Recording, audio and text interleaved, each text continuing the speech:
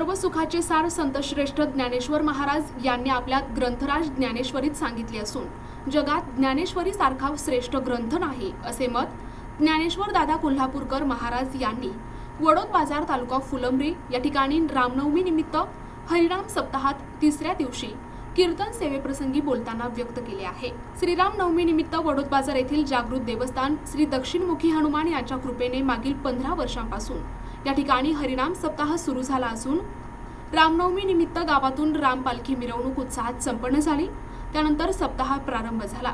या ठिकाणी अखंड हरिनाम सप्ताह निमित्त संगीतमय भागवत कथा आणि ज्ञानेश्वरी पारायण सोहळा सुरू असून तिसऱ्या दिवशीची कीर्तन सेवा हरिभक्त परायण ज्ञानेश्वर दादा कोल्हापूरकर श्री क्षेत्र माऊली जन्मसंस्थान आपेगाव तालुका पैठण यांच्याकडे होती।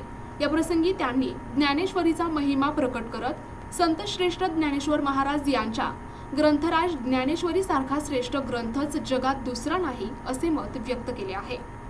वडोद बाजार येथे प्रभू रामचंद्र भगवान व या प्रभू रामचंद्राची भक्ती या विश्वाला ओळख करून देणारे हनुमंतराय त्यांच्या जन्मोत्सवानिमित्त या अखंड हरिनाम सप्ताह येथे कीर्तन रूपी सेवा पार पडली।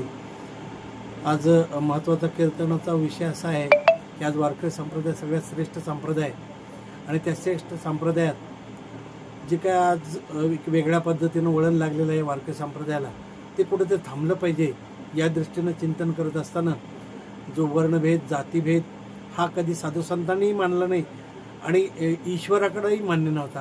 प्रतिनिधी दादासाहेब काळे, NTV न्यूज मराठी, छत्रपती संभाजीनगर।